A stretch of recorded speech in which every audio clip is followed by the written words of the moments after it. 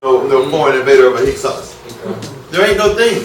Every time I say it around an African, he gets much respect from me, because he understands that I understand the correct thing.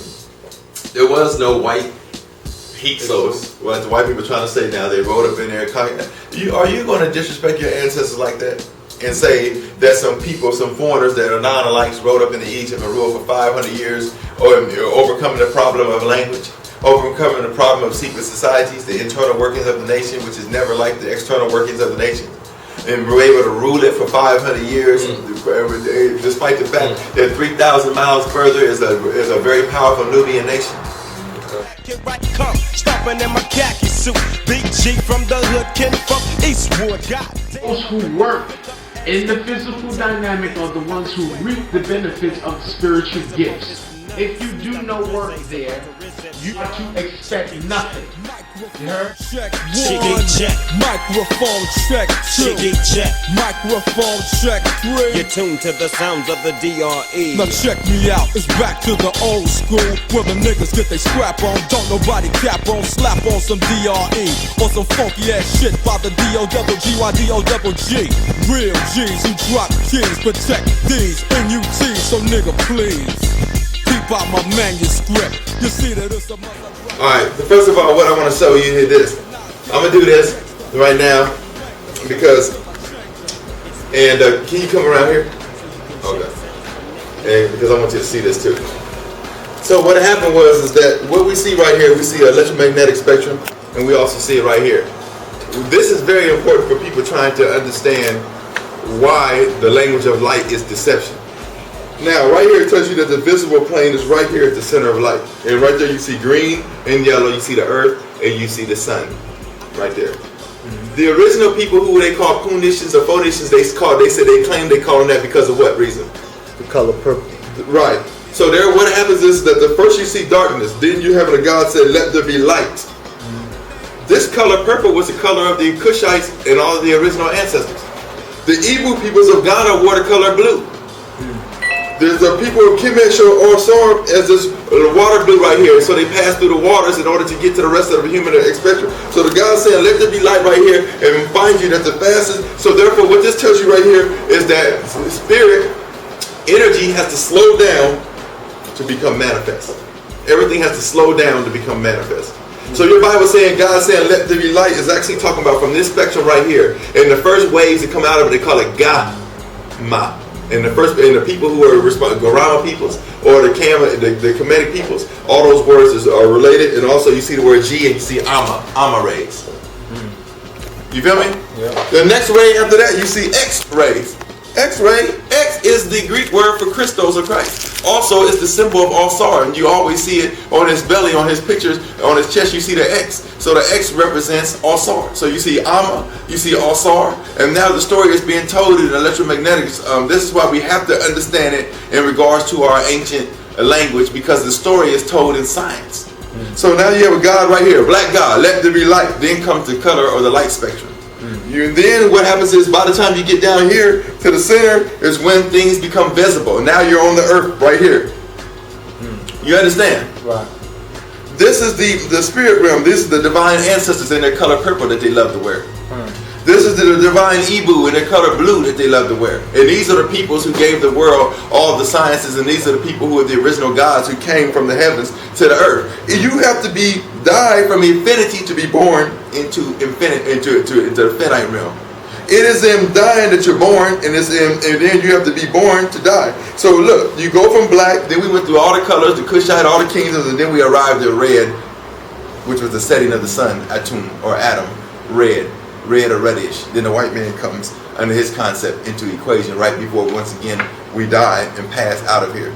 People are able to see spirits, hear spirits. Why? Because they're right there under the concept of radio waves and things of this nature. You're able to contact them telepathically through radio waves, and this is the sole concept that the crackers use as far as the cell phones and all this, being able to attract radio waves and interpret into voices and hear voices.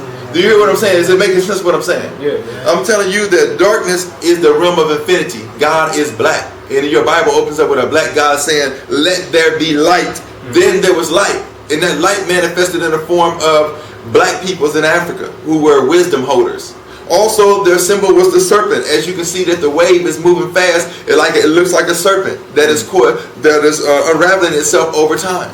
The serpent's serpent is swallowing its tail. Why? Because this is the realm of infinity. Everything is cyclical. There's no absolute death. There's no absolute light. You cycle in between. When you die, the same way there is a part of you that is in this realm, right now there's another part of you that is in this realm, a shadow realm. There's two parts of you. One of them is the shadow part of you, your subconscious self, or the God essence of yourself, or the etheric body or of yourself, and the other one is your electromagnetic suit that you're wearing in the form of your physical body. That's having experience in here. So when you think about this right here, and you think about in the absence of all light, the only thing left is darkness. Darkness is the natural state of things, and therefore darkness is infinity. Our ancestors said that 8 principles gave birth to all things, and the principles they said was when the infinite became finite. When that which was unseen or hidden became manifest. Right here, visible, earthly experience. You feel what I'm saying? This is what I'm telling you. Our ancestors had a science. It was not a philosophy. It was a science, and that's why I said that when you were studying, like Brother A.A. Rashid, who is my good friend and teacher of the Hebrew, who came in here and enriched me on that.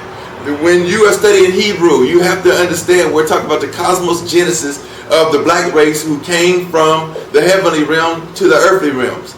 Over here, dark energy and dark matter becomes dark minds and dark bodies right here. You got to understand what we're dealing with. We're dealing with science. Our ancestors had science. They did not have philosophy. They had science. So when we speak the language that they spoke, then we are actually speaking the vibratory frequency that gave them power over all things. And also we're remembering our own beginning, which is very important. Let there be light. Then there was light. God is black. Before there was light. In the absence of all light, only thing left is darkness. You have to understand what is being implied. So the cracker tries to delude you with the language of light, light, light, light, light. Adam, we existed before Adam. Before Adam was us. See? Then comes Adam as the setting sun. How many people knew that? In ancient Kemet, Adam was actually the setting sun when it was red. How about that? But yeah, all of us bought into the language of, Adam this, Adam that, Adam this, Adam that. Even. You feel me? I hope this is making sense to you. No, it is. Mu. See? Kim. This is Cam. Cam was a black god. Cam, the black. This is the black right here. This is your reality. See? The darker you are, the closer you are to the beginning. This is what they're trying to get off the earth. This is what they're trying to corrupt. That's why, that's why right now we're in a great spiritual war, in a great fight. And they realize that when you put pressure on, for one, we're all crystals. Are we crystals, AA? Yes, sir. Is our physical body crystals? Yeah. Piezoelectric. Listen what I'm saying. Now let me ask my brother what that means, because listen, what does piezoelectric mean, brother? It means, piezo means pressure, and electric is of course pressure. Electrical. So the more pressure you put on it, the more photons it emits. Listen what I'm saying. Do you hear what he just said? The more pressure you put on, the more photons. These people knew that that the more pressure they're putting on us, the more stronger they're making us. The more resilient and more determined they're making us. Sounds like a black hole, which crushes all light. See, their little darling Stephen Hawking, he said after 35 years of telling lies and all kind of bullcrap, he came out and wanted to say, hey, I got to tell you something. Everything I taught for 35 years was wrong. He says that we must, if the white race is going to survive, we must exist in a universe where there are no black holes. Well, that evidently is some psychological stuff, because we know that there are black holes. Right. So he's telling them to deny that reality at all costs. Because for you to entertain it, it's for you to be drawn to it. Because whatever you give attention to grows in your mind. And for you to be drawn into it is for you to be crushed by the darkness of it. Why? Because darkness crushes all light. Our people gave the world the myths. And it is through the world accepting the myths that they were actually created by black men. The whole world was created by black men. We are the architects of the universe. We are the master architects. We build all the forms. And today we are dissolving all the forms.